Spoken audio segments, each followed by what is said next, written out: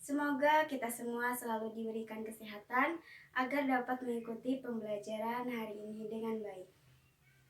Oke, bertemu lagi dengan Ibu Fatimah Nuraini pada pembelajaran kelas 5, tema 7. Hari ini kita akan belajar materi peristiwa kebangsaan masa penjajahan dan sifat-sifat benda. Baik, Ibu akan sedikit mereview kembali materi pada pembelajaran sebelumnya, yang dimana perpindahan kalor itu ada 3 macam. Yang pertama adalah perpindahan kalor secara konduksi.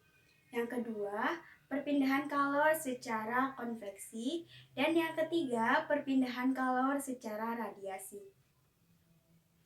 Perpindahan kalor secara konduksi adalah cara perpindahan panas melalui zat perantara. Perpindahan kalor secara konveksi adalah cara perpindahan panas yang disertai dengan perpindahan zat perantara. Dan yang ketiga, perpindahan kalor secara radiasi merupakan cara perpindahan panas dengan pancaran tanpa zat perantara. Selanjutnya, silakan kalian untuk mengisi link presensi yang sudah Ibu bagikan melalui grup WhatsApp sebagai bukti bahwa kalian mengikuti pembelajaran hari ini dengan baik. Sebelum kita melakukan pembelajaran, alangkah lebih baiknya kita berdoa terlebih dahulu agar pembelajaran yang kita lakukan dapat berjalan dengan baik dan diharapkan materi yang dipelajari dapat bermanfaat dan dapat diimplementasikan dalam kehidupan sehari-hari. Berdoa dimulai. Alhamdulillah, berdoa telah selesai. Silahkan semuanya untuk mempersiapkan alat tulis, buku tema, dan juga bersikap siap dalam menerima pembelajaran hari ini. Yuk, kita tepuk semangat dulu agar kita bersemangat sebelum kita mulai pembelajaran. Semangat pagi, pagi, pagi, pagi. Oke, semuanya ucapkan dengan semangat ya. Kalau Ibu bilang belajar, kalian jawab yes, yes, yes. Kalau Ibu bilang prestasi, kalian jawab yes, yes, yes. Belajar, yes, yes, yes. Prestasi, yes, yes, yes. Untuk kompetensi dasarnya pada pelajaran IPA yaitu 3.7 menganalisis pengaruh kalor terhadap perubahan suhu dan wujud benda dalam kehidupan sehari-hari. 4.7 melaporkan hasil percobaan pengaruh kalor pada benda. Lalu pada pelajaran IPS 3.4 mengidentifikasi faktor-faktor penting penyebab penjajahan bangsa Indonesia dan upaya bangsa Indonesia dalam mempertahankan kedaulatannya. 4.4 menyajikan hasil identifikasi mengenai faktor-faktor penting penyebab penjajahan bangsa Indonesia dan upaya bangsa Indonesia dalam mempertahankan kedaulatannya. Lalu untuk pelajaran bahasa Indonesia 3.5 menggali informasi penting dari teks narasi sejarah yang disajikan secara lisan dan tulis menggunakan aspek apa, di mana, kapan, siapa, mengapa, dan bagaimana. 4.5 memaparkan informasi penting dari teks narasi sejarah menggunakan aspek apa, di mana, kapan, siapa, mengapa, dan bagaimana serta kosakata. Selanjutnya untuk tujuan pembelajarannya yaitu ada 4. Yang pertama, dengan membaca teks tentang peristiwa kedatangan bangsa barat di Indonesia, siswa dapat mengidentifikasi latar belakang kedatangan bangsa-bangsa Eropa di Indonesia secara benar. Yang kedua, dengan membaca teks, siswa dapat menjelaskan tentang sifat-sifat benda padat, cair, dan gas. Yang ketiga, dengan berdiskusi tentang ulasan teks, siswa dapat menjelaskan isi dan informasi sebuah teks secara tepat. Dan yang terakhir, dengan melakukan percobaan, siswa dapat menunjukkan perbedaan sifat wujud benda, baik itu padat, cair, dan juga gas. Anak-anak, silakan semuanya untuk memperhatikan penjelasan materi dari Ibu, dan silakan nanti jika ada yang ingin bertanya, boleh untuk mengacungkan tangannya. Oke, materi yang pertama yaitu peristiwa kedatangan bangsa Barat. Jadi bangsa kita mengalami penjajahan yang cukup lama. Selama masa penjajahan, bangsa kita mengalami penderitaan akibat adanya penindasan. Pada masa pemerintahan kerajaan-kerajaan Islam di Indonesia, datanglah orang-orang Eropa yang mengadakan pelayaran samudra. Nah, kedatangan orang-orang Eropa ini di Nusantara awalnya disambut baik oleh bangsa Indonesia. Namun, ketika orang-orang Eropa itu berusaha untuk menguasai Nusantara, mereka mendapatkan reaksi yang keras berupa perlawanan-perlawanan di berbagai daerah di Indonesia.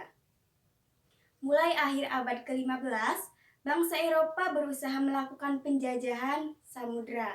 Nah, bangsa Eropa yang pernah melakukan penjelajahan samudra dan penjajahan di Indonesia ini dimulai oleh bangsa Portugis. Kapal mereka pertama kali mendarat di Malaka pada tahun 1511. Berikutnya ialah bangsa Spanyol yang mendarat di Tidore, Kepulauan Maluku pada tahun 1521. Nah, kemudian disusul oleh bangsa Inggris dan juga bangsa Belanda. Kapal-kapal Belanda pertama kali mendarat di Pelabuhan Banten pada tahun 1596. Ada faktor-faktor pendorong nih dalam penjelajahan samudra, antara lain adanya keinginan mencari kekayaan atau gold, adanya keinginan untuk menyebarkan agama atau gospel, adanya keinginan untuk mencari. Nah, kamu pasti memiliki banyak sekali kan benda padat di sekitarmu, misalkan di rumah. Nah, benda padat ini dapat kamu pegang dan dapat kamu pindahkan tanpa mengubah bentuk aslinya. Benda padat yang ada di sekitarmu dapat diubah dengan beberapa perlakuan seperti dengan diberi panas, lalu ada diberi tekanan tinggi, atau diberi perlakuan fisik seperti dengan kita menggunting, menekan, melipat, ataupun menyobeknya. Wujud berikutnya adalah benda cair. Benda-benda cair dapat ditemui dengan mudah di sekitar kita juga selain benda padat.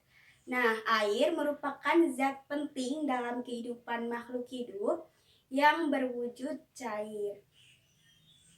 Benda cair yang ada di sekitarmu, biasanya ada di sekitar rumah, itu bisa kita contohkan seperti bak kamar mandi, lalu ada baskom, ada gelas, ada ketel air. Nah, perhatikanlah bahwa ketika air itu misalkan contohnya ada gelas dan juga ada botol. Nah, kita akan memasukkan air ke dalam gelas, maka benda cair itu akan mengikuti bentuk dari gelas. Lalu jika airnya kita pindahkan ke dalam botol, maka benda cair itu akan mengikuti bentuk dari botol. Jadi, wujud dari benda cair itu akan berubah-ubah sesuai dengan bentuk dari wadahnya itu sendiri. Wujud berikutnya adalah benda cair. Benda-benda cair dapat ditemui dengan mudah di sekitar kita juga selain benda padat. Nah, air merupakan zat penting dalam kehidupan makhluk hidup yang berwujud cair. Benda cair yang ada di sekitarmu, biasanya ada di sekitar rumah, itu bisa kita contohkan seperti bak kamar mandi, lalu ada baskom, ada gelas, ada ketel air. Nah, perhatikanlah bahwa ketika air itu misalkan contohnya ada gelas dan juga ada botol. Nah, kita akan memasukkan air ke dalam gelas, maka benda cair itu akan mengikuti bentuk dari gelas. Lalu jika airnya kita pindahkan ke dalam botol, maka benda cair itu akan mengikuti bentuk dari botol. Jadi, wujud dari benda cair itu akan berubah-ubah sesuai dengan bentuk dari wadahnya itu sendiri. Wujud benda lain adalah benda gas. Manusia juga dapat memasukkan dan mengeluarkan gas dari dalam tubuhnya. Nah, Ibu ingin bertanya terlebih dahulu nih, kira-kira apa ya kalau misalkan manusia itu memasukkan dan mengeluarkan benda gas dari dalam tubuhnya? Apakah ada yang tahu? Ya, betul sekali. Yang dilakukan manusia adalah bernafas. Jadi, proses memasukkan dan mengeluarkan benda gas ke tubuh manusia itu disebut dengan bernafas. Jadi, ketika manusia menghirup udara, nah itu dinamakan dengan menghirup oksigen. Lalu ketika mengeluarkannya itu dinamakan dengan mengeluarkan karbon dioksida. Ibu ingin bertanya nih, apa saja yang telah kita pelajari hari ini? Ya, betul sekali. Hari ini kita belajar tentang materi, peristiwa, kebangsaan, masa penjajahan, dan sifat-sifat benda. Baik, anak-anak semua, pada pertemuan selanjutnya kita akan sama-sama belajar materi tentang peristiwa-peristiwa pada masa pemerintahan kolonial Inggris dan juga perubahan wujud benda dan notasi angka pada lagu Rayuan Pulau Kelapa. Kalian boleh untuk membaca terlebih dahulu ataupun bertanya, baik itu kepada orang tua ataupun teman tentang materi tersebut sebelum kita mempelajarinya secara bersama-sama di kelas. Alhamdulillah pembelajaran hari ini telah selesai. Silakan untuk dirapikan kembali alat tulisnya sebelum kita menutup pembelajaran hari ini. Marilah kita berdoa bersama-sama. Berdoa dimulai. Alhamdulillah berdoa telah selesai. Lalu untuk tugasnya akan Ibu tampilkan pada slide berikutnya. Silakan kalian untuk mencari alat dan bahan dan juga mengerjakan tugas tersebut dan kemudian dikumpulkan pada pertemuan berikutnya.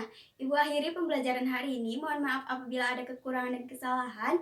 Billahi taufiq wal hidayah. Wassalamualaikum warahmatullahi wabarakatuh. Baik anak-anak, berikut adalah tugas kelompoknya. Silakan membentuk kelompok yang terdiri dari 3-4 orang, lalu berdiskusi berdasarkan setting kelas yang sudah Ibu beritahu di awal. Nah, untuk pengumpulan tugasnya dikumpulkan pada pertemuan berikutnya.